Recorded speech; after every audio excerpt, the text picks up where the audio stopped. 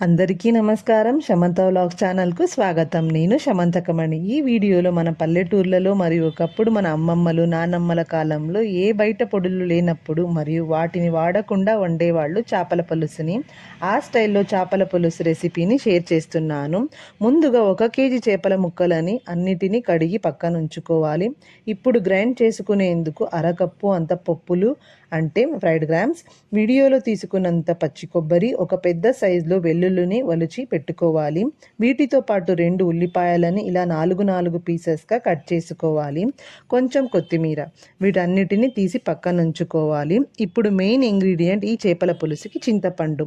ఈ చేపల పులుసు వండిన తరువాత తిన్నవారు అద్భుతంగా ఉంది అని చెప్తారు. దానికి నేను హామీ.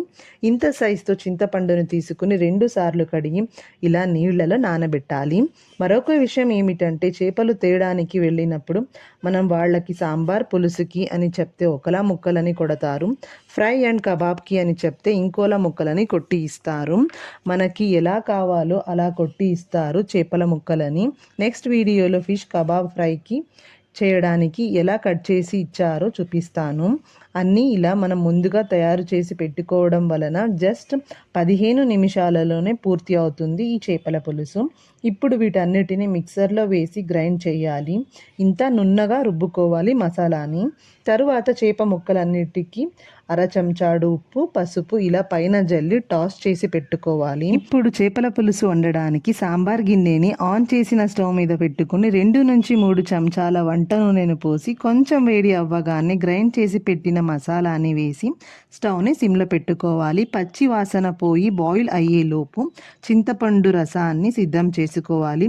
ఇప్పుడు 3 గ్లాసుల నీళ్లను పోసి ఒక గరిట సాంబార్ పౌడర్ని వేసి ఇలా మిక్స్ చేయాలి. ఈ రంగులోకి మారినప్పుడు చింతపండు రసాన్ని ఇలా పోయాలి. మరొక గ్లాస్ నీళ్లను కూడా పోసి స్టవ్ మంటని పెంచాలి, అంటే హై ఫ్లేమ్లో పెట్టుకోవాలి, అక్కడే ఉండాలి.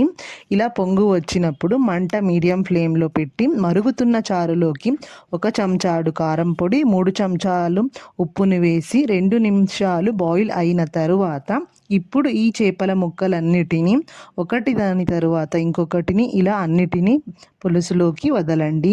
ఈ క్రమం చేసేటప్పుడు మంట ఫుల్గా సిమ్లో పెట్టుకోవడం మరవకండి. 10 నిమిషాలు చేపల ముక్కలు పులుసులో బాగా ఉడికిన తరువాత చారు గుమగుమలాడుతుంది. ఈ చేపల పులుసు అన్నంలోకి చాలా బాగా కుదురుతుంది. ఈ చారు ఎంత రుచో చేసి తిన్న వాళ్ళకి మాత్రమే తెలుస్తుంది.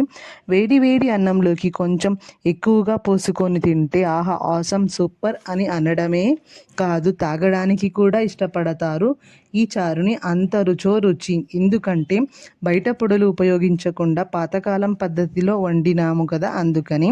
ఈ టైప్లో చేసిన చేపల పులుసు కుకింగ్ వీడియో నచ్చితే మీరు కూడా వండి తినండి. మరియు లైక్ చేసి మీ ఒపీనియన్స్ అండ్ అప్రిసియేషన్ని కమెంట్స్లో ఎక్స్ప్రెస్ చేసి సబ్స్క్రైబ్ చేసుకోండి. Thank you for watching.